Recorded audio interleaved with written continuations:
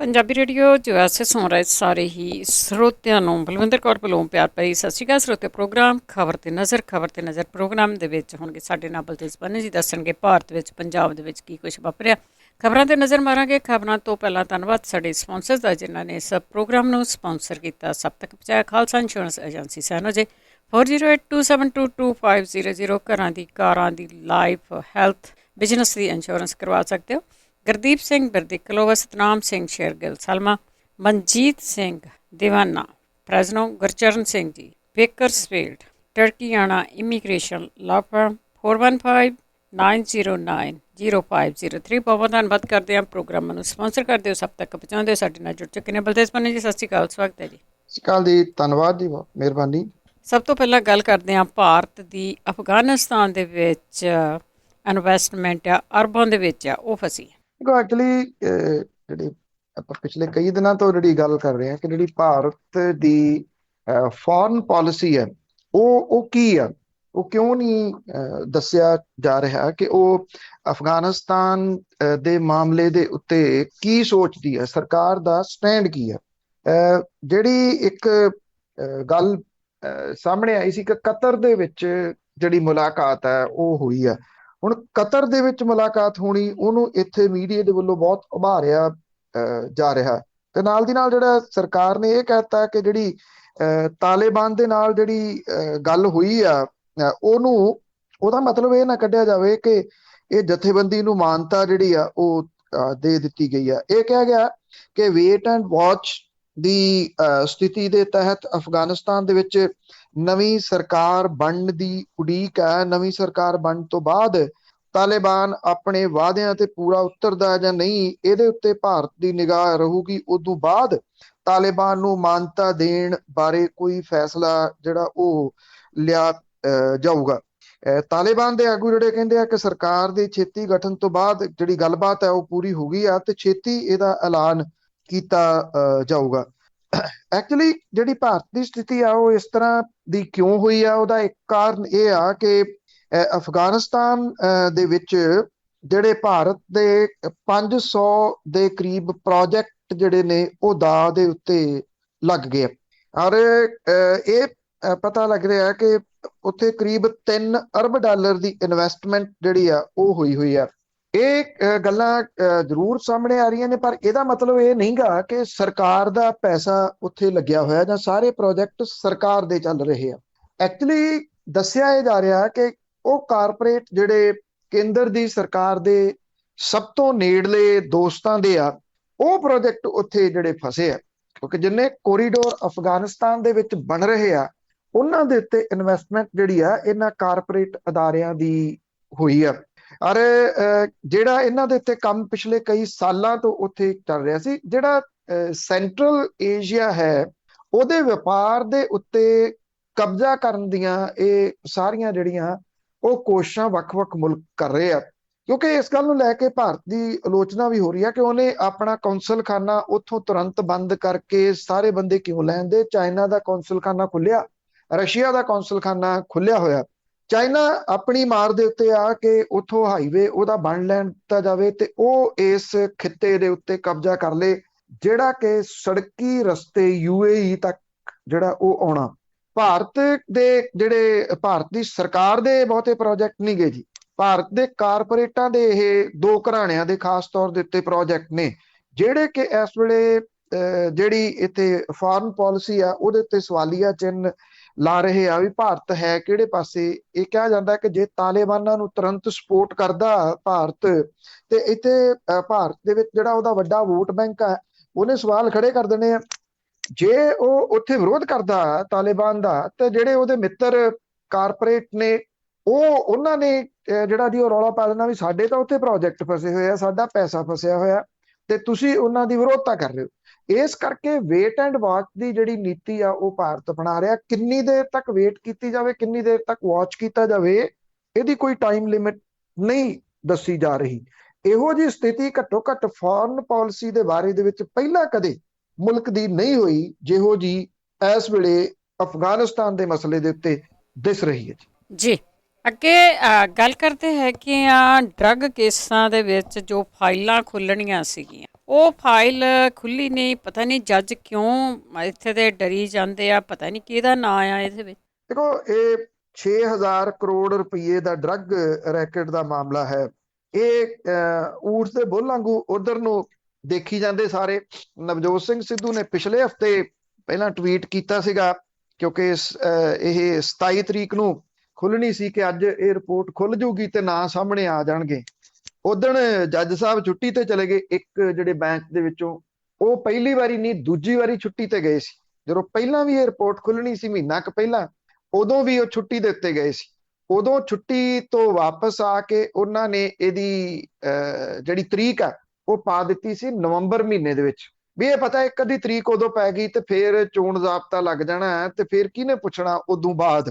ਹੁਣ ਜਿਹੜਾ ਜੀ ਉਦੋਂ ਬਾਅਦ ਜਿਹੜੇ ਨਵਕਿਰਨ ਸਿੰਘ ਸੀ ਉਹਨਾਂ ਨੇ ਇਹਦੇ ਤੇ ਐਪਲੀਕੇਸ਼ਨ ਲਾਤੀ ਵੀ ਇਹਨੂੰ ਛੇਤੀ ਸੁਣਿਆ ਜਾਵੇ, ਇਸ ਕੇਸ ਨੂੰ। ਛੇਤੀ ਤਰੀਕ ਪੈ ਗਈ, 27 ਤਰੀਕ ਪੈ ਗਈ, 27 ਅਗਸਤ। ਉਦੋਂ ਜਿਹੜਾ ਜੀ ਉਹ ਜੱਜ ਸਾਹਿਬ ਫੇਰ ਛੁੱਟੀ ਤੇ ਚਲੇ ਗਏ। ਇੱਕ ਮੁੜ ਕੇ ਸੁਣਵਾਈ ਦੇ ਵਾਸਤੇ ਲੱਗ ਗਿਆ 1 ਸਤੰਬਰ ਨੂੰ। ਹੁਣ ਕੱਲ ਪਰਸੋਂ ਦੁਬਾਰਾ ਫਿਰ ਟਵੀਟ ਕੀਤਾ ਨਵਜੋਤ ਸਿੰਘ ਸਿੱਧੂ ਹੋਰਾਂ ਨੇ, ਲਓ ਜੀ ਪਿਛਲੀ ਵਾਰੀ ਤਾਂ ਨਹੀਂ ਹੋਇਆ, ਐਤਕੀ ਜਿਹੜਾ ਜੀ ਉਹ ਲਓ ਇਹ ਨਾਮ ਸਾਹਮਣੇ ਆਏ ਤੇ ਉਹ ਕਹਿੰਦੇ ਜਿੰਨੇ ਚਿੱਟੇ ਦੀ ਭੇਟ ਚੜ ਗਏ ਉਹਨਾਂ ਦੇ ਪਰਿਵਾਰਾਂ ਨੂੰ ਇਨਸਾਫ ਮਿਲਣ ਦੇ ਬਿਲਕੁਲ ਨੇੜੇ ਲੱਗ ਗਿਆ ਕੰਮ।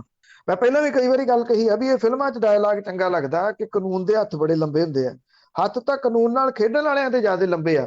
ਹੁਣ ਇਸ ਮਸਲੇ ਦੇ ਉੱਤੇ ਜਿਹੜਾ ਉਹ ਕੀ ਹੋਇਆ ਕਿ ਜਿਹੜਾ ਬੈਂਚ ਜਿਹੜਾ ਸੁਣ ਰਿਹਾ ਸੀਗਾ, ਇਹਦੇ ਜਸਟਿਸ ਅਜੇ ਤਿਵਾੜੀ ਆ, ਉਹਨਾਂ ਨੇ ਆਪਣੇ ਆਪ ਨੂੰ ਇਸ ਮਾਮਲੇ ਤੋਂ ਅਲੱਗ ਕਰ ਲਿਆ।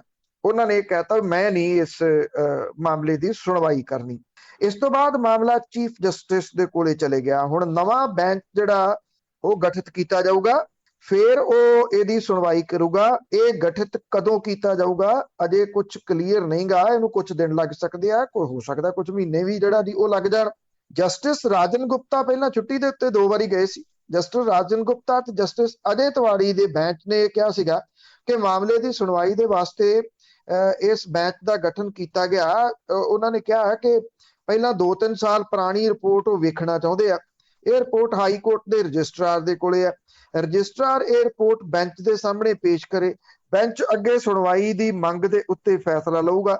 ਰਿਪੋਰਟ ਵੀ ਆ ਗਈ, ਬੈਂਚ ਦੇ ਕੋਲੇ ਵੀ ਆ ਗਈ, ਸਾਰਾ ਕੁਝ ਹੋ ਗਿਆ। ਪਹਿਲਾਂ ਜੱਜ ਸਾਹਿਬ ਛੁੱਟੀ ਤੇ ਚਲੇ ਗਏ, ਹੁਣ ਇੱਕ ਜੱਜ ਸਾਹਿਬ ਨੇ ਆਪਣੇ ਆਪ ਨੂੰ ਵੱਖਰਿਆਂ ਕਰ ਲਿਆ ਇਸ ਤੋਂ ਵੀ ਨਹੀਂ ਮੈਂ ਨਹੀਂ ਸੁਣਨੀ। ਇਹ ਕਿਹਾ ਜਾਂਦਾ ਕਿ ਲਿਫਾਫੇ ਦੇ ਵਿੱਚ ਨਾਮ ਏਡੇ ਵੱਡੇ ਨੇ ਕਿ ਉਹਦੇ ਤੋਂ ਸ਼ਾਇਦ ਕਿਤੇ ਨਾ ਕਿਤੇ ਡਰ ਲੱਗਦਾ। ਜੋਗੀਆਂ ਕੋਲੇ ਪਟਾਰੀ ਹੁੰਦੀ ਹੈ ਨਾ, ਉਹ ਅਕਸਰ ਜਿਹੜਾ ਜੀ ਇਹ ਕਹਿੰਦੇ ਕਿ ਇਹਨੂੰ ਖੋਲਣਾ ਨਹੀਂ, ਇਹਦੇ ਵਿੱਚ ਬਹੁਤ ਖਤਰਨਾਕ ਜਿਹੜਾ ਉਹ ਸੱਪ ਹੈ। ਤੇ ਉਸ ਤਰੀਕੇ ਦਾ ਹੀ ਕੁਝ ਜਿਹੜਾ ਜੀ ਹੋਇਆ ਜਿਹੜੇ ਲਿਫਾਫੇ ਪਏ ਆ, ਇਹ ਜੋਗੀਆਂ ਦੀ ਪਟਾਰੀ ਹੀ ਜਾਪਦੀ ਹੈ ਜੀ, ਜਿਹਦੇ ਬਾਰੇ ਜਿਹੜਾ ਕੋਈ ਮਾੜਾ ਜਿਹਾ ਚੱਕ ਕੇ ਸਾਈਡ ਦੇ ਉੱਤੋਂ ਦਿਖਦਾ ਤੇ ਉਹਨੂੰ ਅੰਦਰੋਂ ਫੰਕਾਰਾ ਸੁਣਦਾ ਤੇ ਉਹ ਨਾਲ ਦੀ ਨਾਲ ਜਾਂ ਤਾਂ ਛੁੱਟੀ ਤੇ ਚਲੇ ਜਾਂਦਾ ਜਾਂ ਫਿਰ ਵੱਖ ਕਰ ਲੈਂਦਾ ਜੀ, ਤੇ ਜਾਂ ਫਿਰ ਉਹਨੂੰ ਕੁਛ ਨਾ ਕੁਛ ਭੇਟ ਹੋ ਜਾਂਦਾ। ਕੁਛ ਤੇ ਹੈਗਾ ਆ ਕਿ ਐਡੀ ਵੱਡੀ ਭੇਟਾ ਚੜ੍ਹਦੀ ਆ ਵੀ ਉਹ ਖੋਲਦੇ ਹੀ ਨਹੀਂਗੇ। ਅੱਗੇ ਗੱਲ ਕਰਦੇ ਹਾਂ ਕਾਂਗਰਸ ਦਾ ਇੱਟ ਖੜੱਕਾ ਕਿਵੇਂ ਚੱਲ ਰਿਹਾ ਆ, ਠਿੱਬੀ ਲਾ ਰਿਹਾ ਇੱਕ ਦੂਜੇ ਨੂੰ।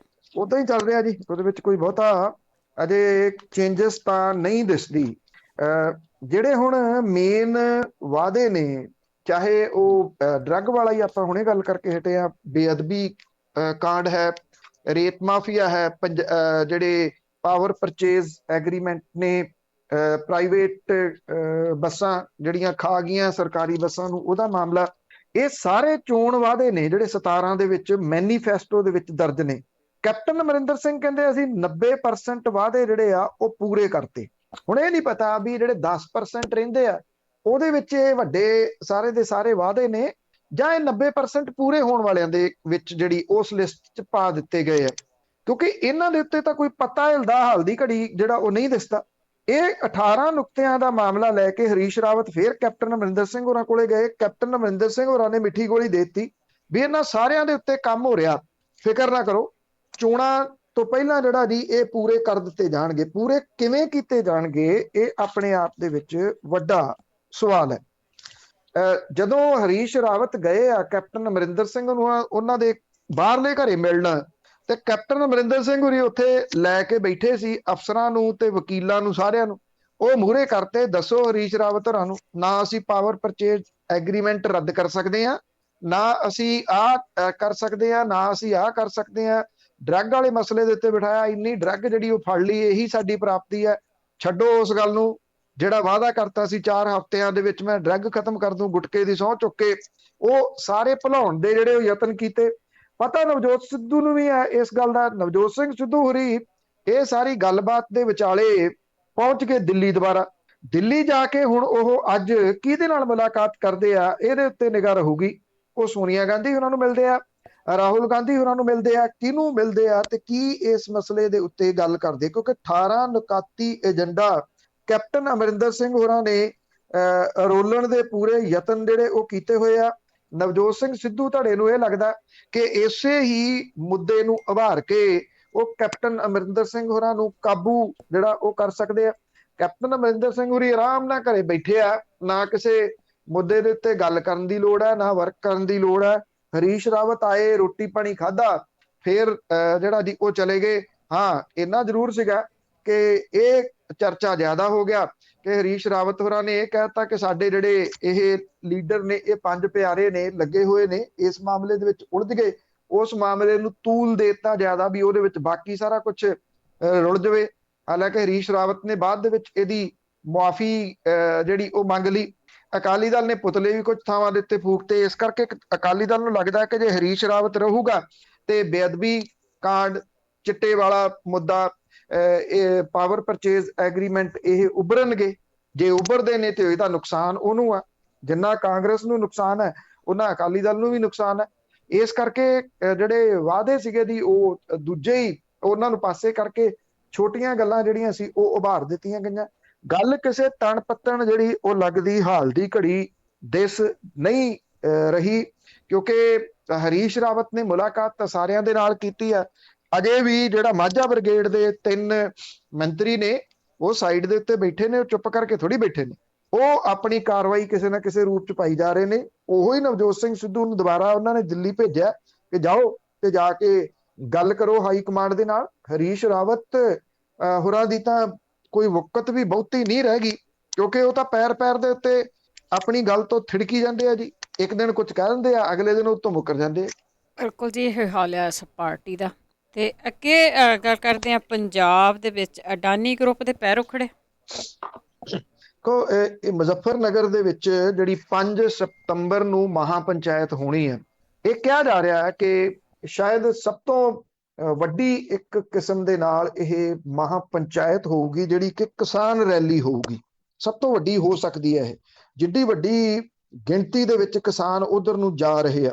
ਇਹ ਕਿਸਾਨ ਅੰਦੋਲਨ ਦੀ ਇੱਕ ਹੋਰ ਸਫਲਤਾ ਹੈ ਪੰਜਾਬ ਦੇ ਵਿੱਚ ਕਿ ਪੰਜਾਬ ਕੰਟੇਨਰ ਸਰਵਿਸ ਨੇ ਕਿਲ੍ਹਾ ਰਾਏਪੁਰ ਦੇ ਵਿੱਚ ਦੇਸ਼ ਦੇ ਵੱਡੇ ਕਾਰਪੋਰੇਟ ਘਰਾਣੇ ਅਡਾਨੀ ਗਰੁੱਪ ਦੇ ਨਾਲ ਹੈਵੀ ਜਿਹੜੀ ਮਸ਼ੀਨਰੀ ਆ ਉਹਦਾ ਜਿਹੜਾ ਐਗਰੀਮੈਂਟ ਕੀਤਾ ਸੀ ਉਹ ਖਤਮ ਕਰਤਾ। ਉਹਨੇ ਆਪਣੀ ਮਸ਼ੀਨਰੀ ਵਾਪਸ ਬੁਲਾ ਲਈ ਹੈ।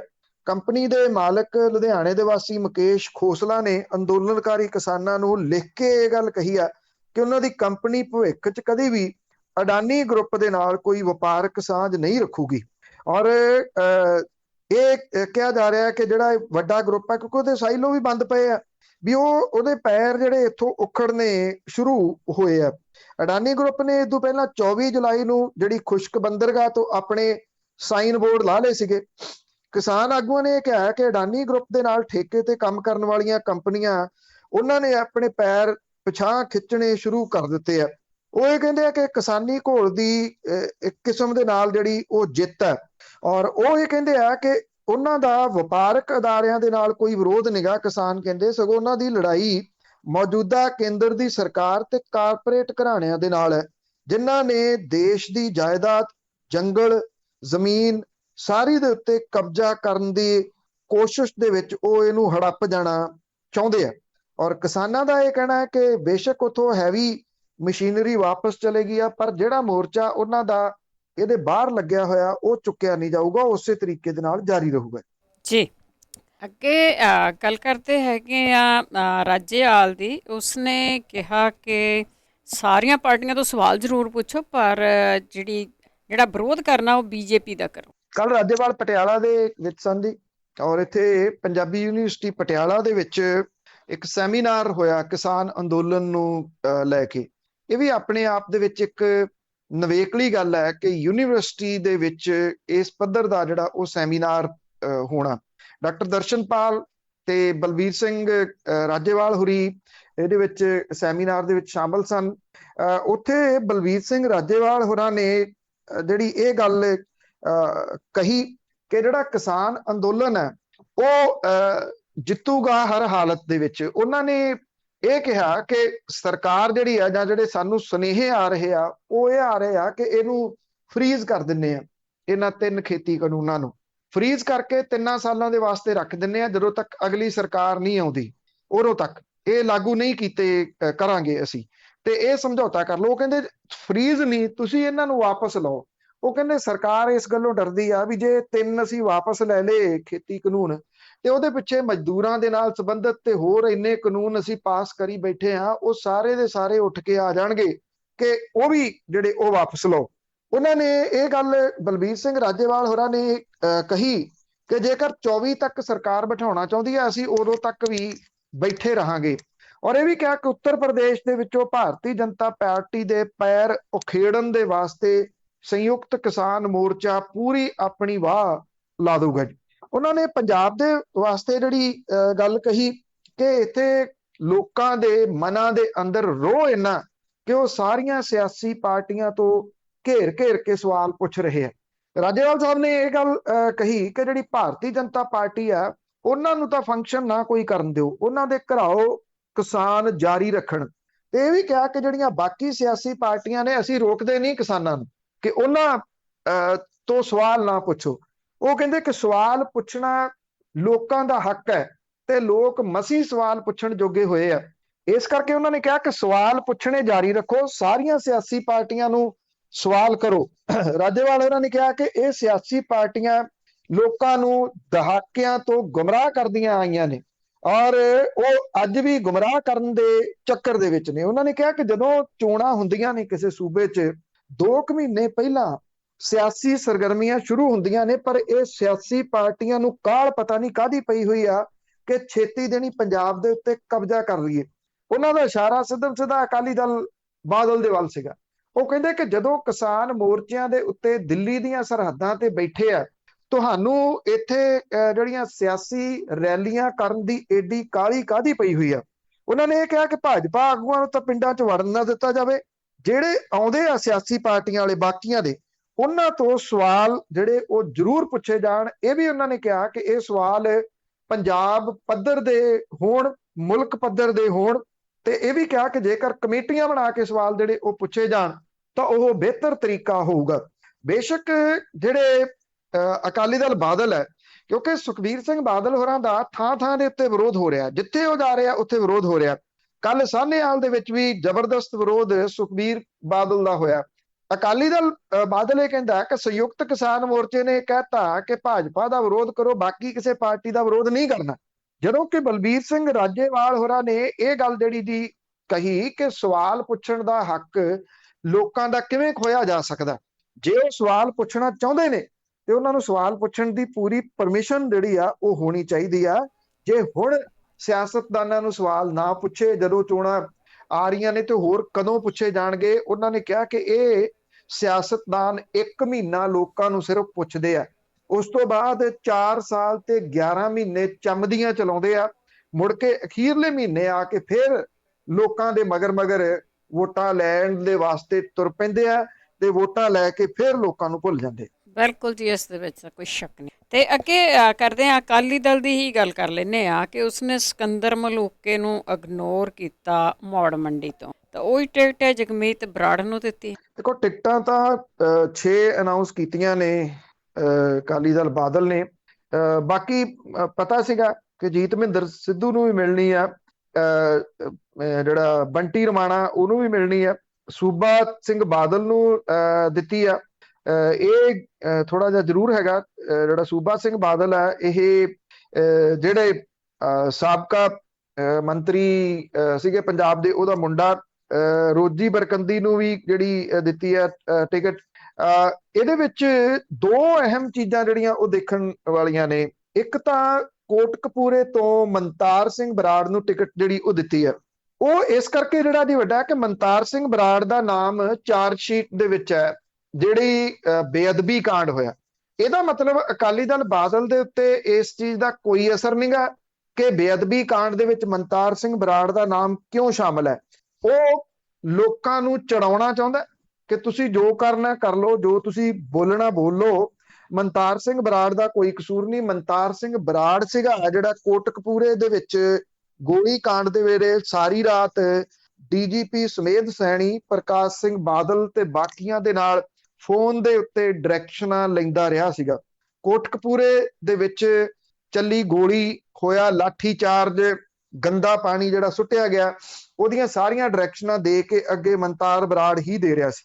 ਉਹਨੂੰ ਕੋਟਕਪੂਰੇ ਤੋਂ ਹੀ ਦੁਬਾਰਾ ਟਿਕਟ ਦੇਣੀ, ਇਹ ਲੋਕਾਂ ਦੇ ਵਾਸਤੇ ਜਾਂ ਕੋਟਕਪੂਰੇ ਦੇ ਵਾਸਤੇ ਨਹੀਂ, ਪੰਜਾਬ ਦੇ ਲੋਕਾਂ ਦੇ ਵਾਸਤੇ ਇੱਕ ਚੈਲੰਜ ਅਕਾਲੀ ਦਲ ਬਾਦਲ ਨੇ ਕੀਤਾ। ਦੂਜਾ ਜਿਹੜਾ ਜਗਮੀਤ ਸਿੰਘ ਬਰਾੜ, ਜਿਹੜੇ ਕਾਂਗਰਸੀ ਪਹਿਲਾਂ ਰਹੇ ਨੇ, ਵੈਸੇ ਰਹੇ ਤਾਂ ਉਹ ਬਹੁਤ ਕੁਝ ਨੇ, ਬਹੁਤ ਜਗ੍ਹਾ ਦੇ ਉੱਤੇ ਭੌਂ ਭੌਂ ਕੇ ਫਿਰ ਅਕਾਲੀ ਦਲ ਬਾਦਲ ਦੇ ਵਿੱਚ ਵਾਪਸ ਆਏ ਨੇ।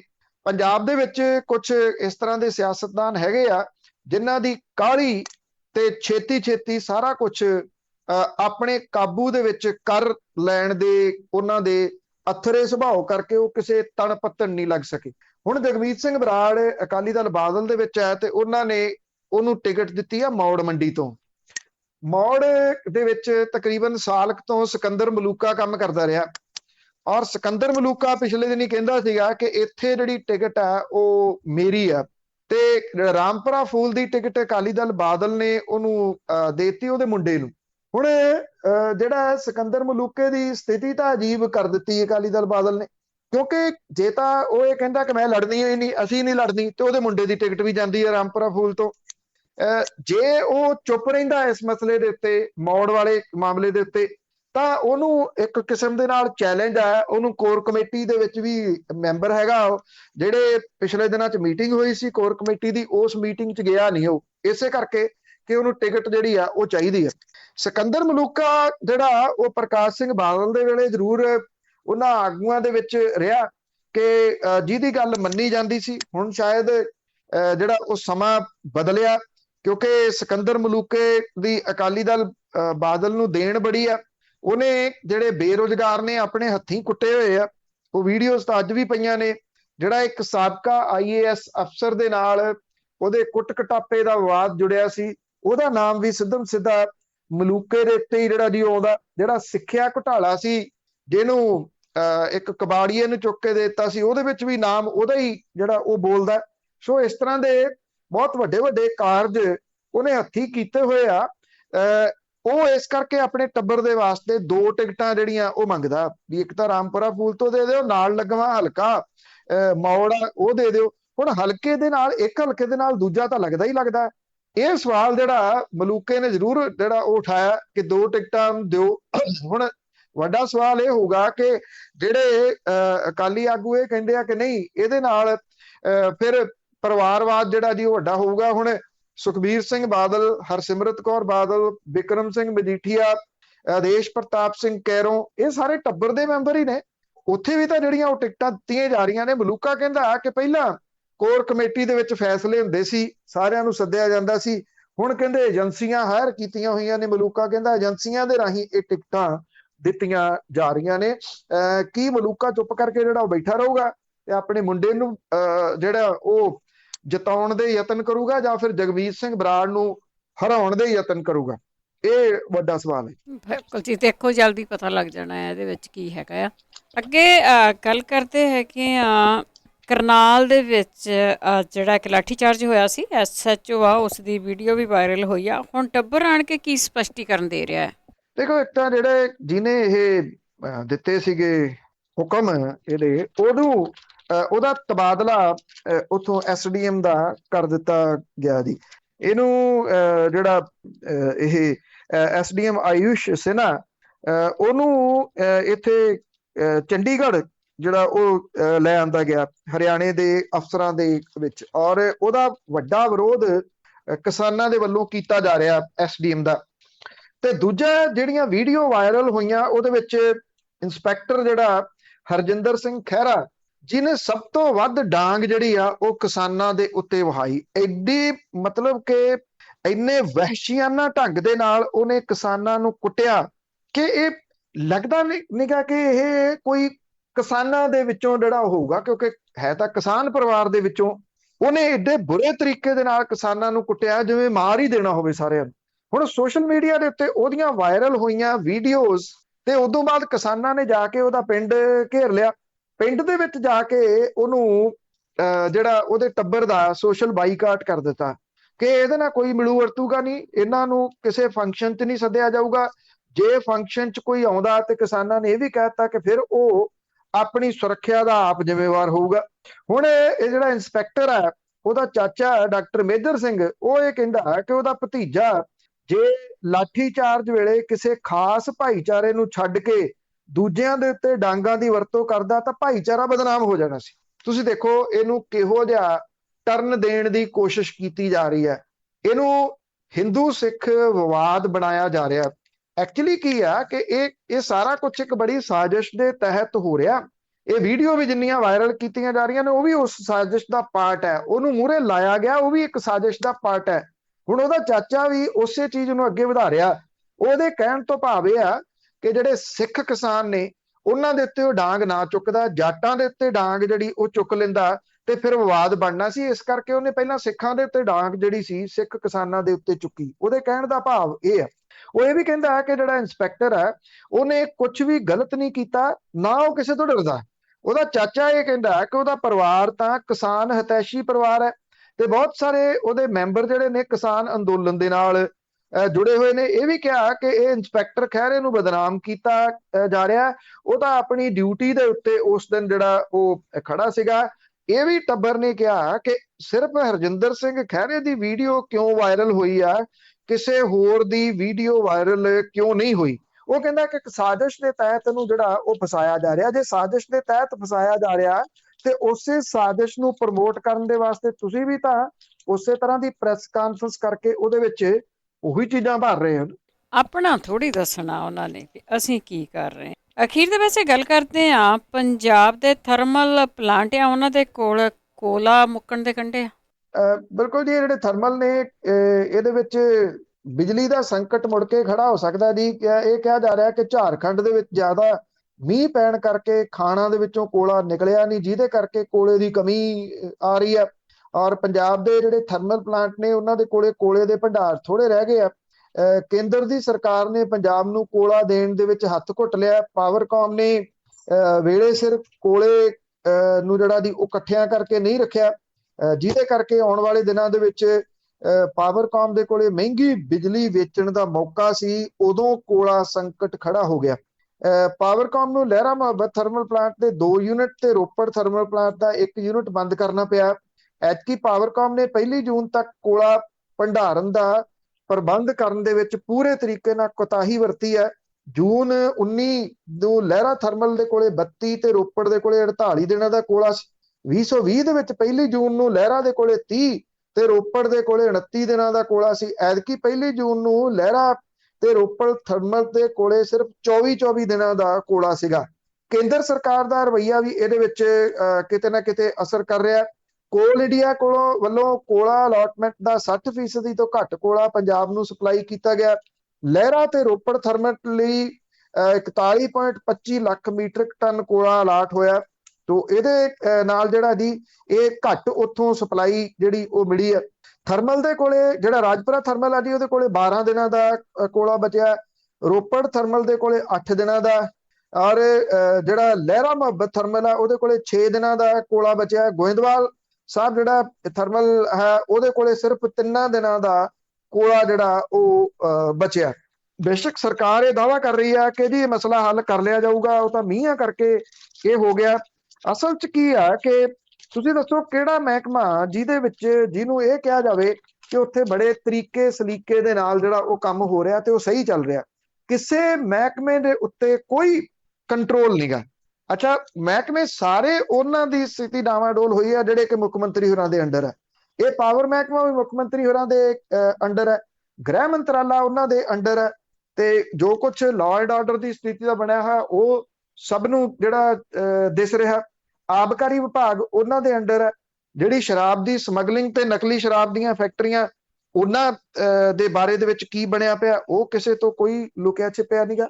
ਕੋਈ ਧਿਆਨ ਜਿਹੜਾ ਹੈ ਹੀ ਨਹੀਂ, ਧਿਆਨ ਇੱਕੋ ਚੀਜ਼ ਦੇ ਪਾਸੇ ਆ ਸਰਕਾਰ ਦੇ ਵਿੱਚ ਬੈਠੇ ਸਾਰਿਆਂ ਦਾ, ਕਿ ਕੌਣ ਕਿੰਨਾ ਪੈਸਾ ਕਿੰਨੀ ਛੇਤੀ ਇਕੱਠਾ ਕਰ ਸਕਦਾ। ਬਿਲਕੁਲ ਜੀ, ਉਹਨਾਂ ਦੀ ਤਾਂ ਆਪਣੀ ਸਥਿਤੀ ਡਮਾਡੋਲ ਆ। ਬਹੁਤ ਧੰਨਵਾਦ ਬਲਤੇਜ ਪੰਨੂ ਜੀ। ਮਿਹਰਬਾਨੀ ਜੀ, ਧੰਨਵਾਦ ਜੀ, ਸਤਿ ਸ਼੍ਰੀ ਅਕਾਲ। ਸਤਿ ਸ਼੍ਰੀ ਅਕਾਲ ਜੀ। ਤੇ ਸਰੋਤੇ ਸਨ ਬਲਤੇਜ ਪੰਨੂ ਜੋ ਸਾਡੇ ਨਾਲ ਕਰਦੇ ਨੇ ਖਬਰਾਂ। ਇਸੇ ਦੇ ਨਾਲ ਬੁਲਟਨ ਦੀ ਸਮਾਪਤੀ ਹੈ।